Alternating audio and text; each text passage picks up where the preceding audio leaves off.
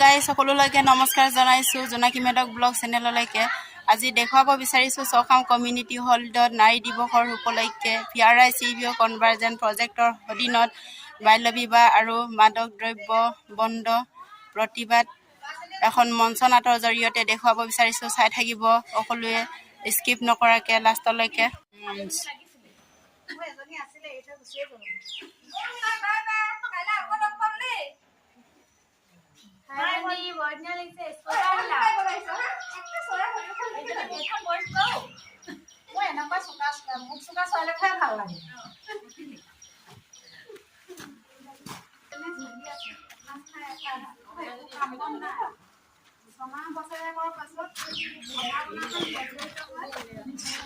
এয়া জিতুৰ মাক।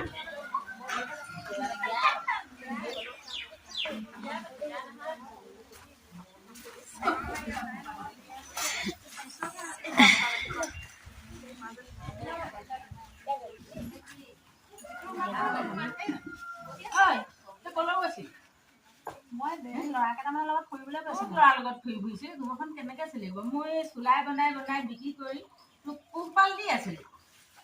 তোক কোনে খুৱাব? সৰুতে বাপেৰৰ মূৰটো চুবালিয়ে। ইয়াৰ পাছতো তোৰ জ্ঞান অহা নাই। ভাল মানুহ হবলৈ তোৰ মন নাই। পঢ়া শুনা কৰিব নোৱাৰ তই। ঠিক জহনি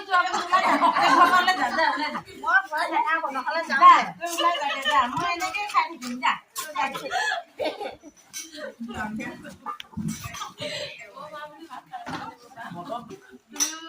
বিয়া পাতি লৈ যোৱা মই এনেকৈ কেনেকৈ দিম? মইতো আজিলৈকে একো কাম বন কৰাই নাই আৰু মায়ে চিলাই বনাই যেনে তেনে ঘৰখন চলাইছে। মই তোমাক কি পাম না? মই সেইবিলাক নাজানো। মুঠতে মোক আজিয়ে নিব লাগিব। নাই নহ'ব নোৱাৰো। তুমি মোৰ লগত খাব নোৱাৰিবা। মায়ে নহ'লে আমাক পিটিব তোমাক এনেকৈ লৈ গ'ল। মই সেইবিলাক বুজি নাপাওঁ। মুঠতে মোক নিব লাগিব আৰু বেছি দৰকাৰ নাই নহয়। দুইজনে হাত ধুই আছে যেতিয়া কৰি মেলি খাম আকৌ। নহয় মই কিবা এটা কৰি লওঁ তাৰপিছতহে তোমাক নিম। মই সেইবিলাক বুজি নাপাওঁ। আজি নহ'লে মোৰ লগত যাব নহ'ব ৰীণা। তুমি ৰ'বাচোন মই কিবা এটা কৰিম আৰু ব'লা তেতিয়াহ'লে আমি কিবা এটা কৰি মা মই নহয় ছোৱালী এজনী লৈ আহিছোঁ দেই লগত। মই যেনে তেনে ঘৰখন চলাই আছো। তই ছোৱালী আনিলি আমি লগতে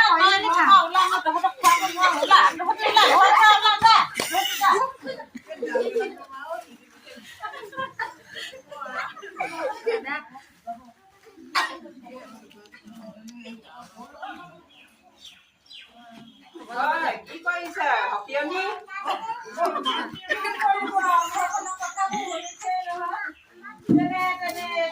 বেছি ঘৰখন চলাই আছিলো। বহকচোন বহক ইয়াতে বহক। আজি সেইটোৱে এজনী ছোৱালী লৈ ওলাইছিলে খেদি উলিয়াই পঠিয়াইছে। কি কৰিব? সেইবোৰ কৰিব নালাগিছিলে নহয়। আনিলে যেতিয়া আনিলে আৰু এতিয়া যেনে তেনে সিহঁতক থবা পিছা আনি ঘৰতে কৰি মেলি থাকক খাওক। কি খাব? কি খুৱাব? পঢ়া শুনা নকৰিলে এমাহ দুমাহ গাললে ছোৱালী আনিছে। ছোৱালী আনি কি খুৱাব? সি কি কৰিব? মইনো এইবিলাককে বেছি বেছি কেনেকে খুৱাম বাৰু কওকচোন। এই লোকৰ ছোৱালী এজনী হ'ব এতিয়া যি হ'ল হ'ল আৰু সেইবোৰকে ভাবি চিন্তি নাথাকিব। আনক সিহঁতক থকাই আনক দিলে কি হ'ব? আপোনাৰ এটাই ল'ৰা ভয় আনকে যাওক। জিতু জিতু ঘৰলা তুমি ক'বলৈ যাব নালাগে। ব'ল ঘৰলে ব'ল। আয়ো ভালকে খাবলৈ নাপাওঁ দেই। মোৰ ঘৰত এসাঁজ লঘু নাই। থাকি থাকি খাব লাগিব দেই। যা ভিতৰলৈ যা। ভিতৰলৈ যাগে যা। কৃষ্ণ নমো নমোনে কৰিব মায়াক নিজান আপোনাৰ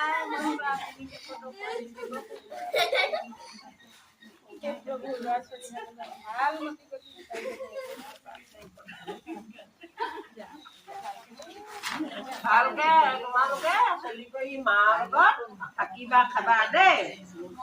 মই যাওঁগৈ। এনেকৈ যিটো মাকে চিলাই বিক্ৰী কৰি যেনে তেনে চলি আছে। এসাঁজ খাই এসাঁজ যেনে তেনে হেৰি কৰি ছমাহ বছৰেকৰ মূৰত বেছি অভাৱ অনাটনে জৰ্জৰিত হ'ল পৰিয়ালটো। তাৰপিছত কমাহিবলৈ ধৰিলে। যিটোৱে সমস্যা সমাধান কৰিব নোৱাৰি ওচৰৰ মানুহৰ লগত মদ ভাং খাই কাজিয়া পেচাল কৰিবলৈ লাগিছে। আজি অলপমান গাখীৰ খাই দিলো দেই, মই নাপামগৈ নাকি বাৰু। তহঁতি কলৈ গলি? ৰীণা দৰ্জা খুলিলে। বুঢ়ী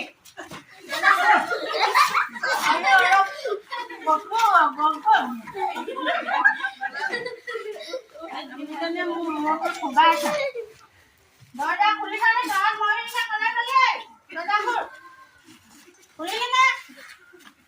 ৰীণা এই বুঢ়ীজনী ক'ত গ'ল? এতিয়া দৰ্জা খুলিবলৈ খবৰ নাই।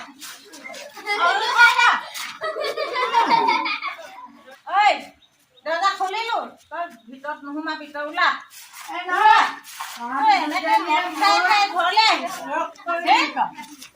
বিয়া পাতিলি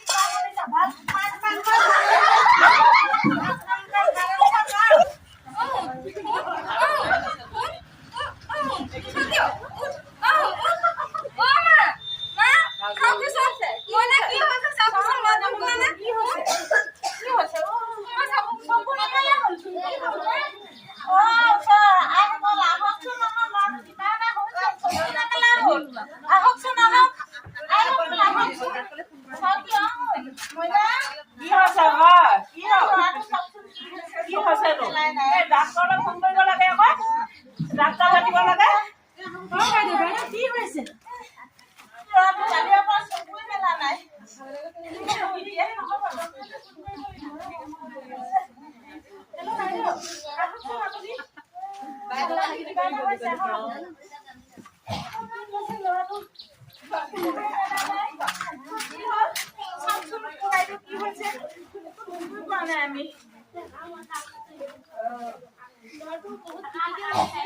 কাৰণ বাচ্চাটো পুষ্টিহীনতাত ভুগি আছে, আপোনালোকে ইমিডিয়েটলি হস্পিটেললৈ লৈ যোৱাৰ ব্যৱস্থা কৰক। এইটো মই কৰিব নোৱাৰিম, আপোনালোকে ইমিডিয়েটলি হস্পিটেলত লৈ যাব। তোমালোকে ফোন কৰি লওক, ফোন কৰি দিম।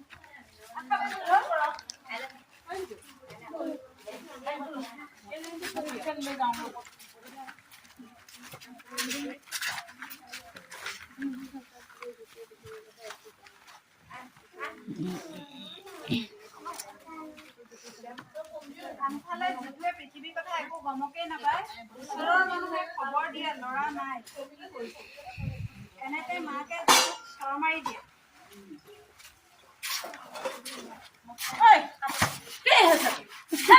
এইটো ল'ৰা কি হৈছে তই গম পাইছ নি নাই? তই মদ খাই ঘূৰি ফুৰিবলৈ লৈছ, তই গম পাইছ তোৰ ল'ৰাটো কি হ'ল?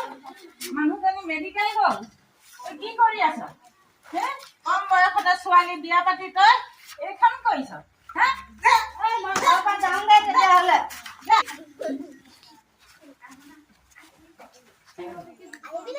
কি হ'ল বাইদেউ?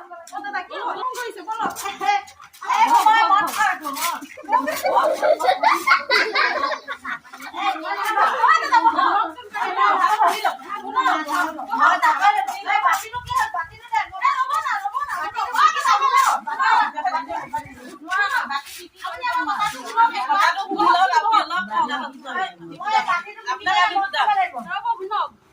আমি এছএলএমৰ পৰা আহিছো, PRICBO কনভাৰ্জন প্ৰজেক্টখন চলি আছে। মই এইবিলাক নাজানো। আমাৰ কথাটো বেয়া লাগিলে আপুনি উঠি যাবগে। আপুনি যে মদ খাইছে, আপোনাৰ নিজৰ ক্ষতি হৈছে, ৰাইজৰ একো ক্ষতি হোৱা নাই। খাব পিছত খাব। আমাৰ কথাটো যদি বেয়া লাগে শুনি কিনি, তেতিয়া আপুনি যি খাই খাব। এতিয়া চাওক, আমাৰ লগত স্বাস্থ্য বিষয় আছে, পুলিচ আছে, আজি আপুনি মদ খাইছে, আপোনাৰ বহুত ক্ষতি হৈছেনে নাই? নিজে অনুভৱ কৰিছেনে নাই? চাওক, নিজৰ স্বাস্থ্যৰ ক্ষতি, লগতে নিজৰ পৰিয়ালৰ ক্ষতি হৈছে। এতিয়া আপুনি এনেকুৱা মদ খাই থাকিলে আমি মহিলাবিলাকে আপোনাৰ ওপৰত একশ্যন ল'ম। যদি আপুনি বন্ধ নকৰে, আমাৰ লগত পুলিচ আছে, আমি পুলিচৰ হাতত দি দিম। এতিয়া কি কৰে আপুনি? ডিচিশ্যন লওক।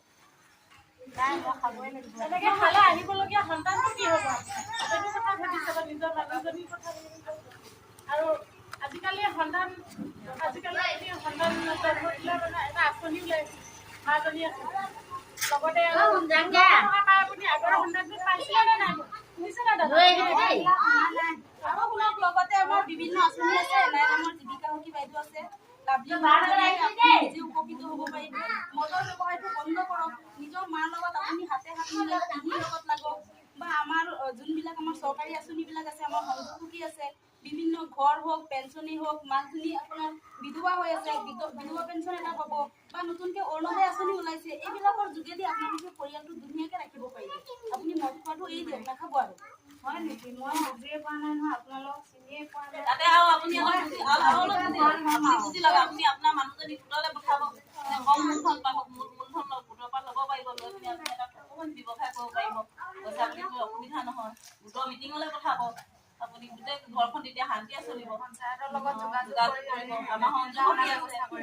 আপুনিতো মুকলিতে মদ ত্যাগ কৰে। তেতিয়াহ'লে শপত কৰক, আজিৰ পৰাতো মদ নাখাওঁ। মই আপোনালোকক আমাক কথা দিয়ক। মাহঁতৰ ভাল কৰিছোঁ। আজিৰ পৰা ভাল হ'ম আৰু।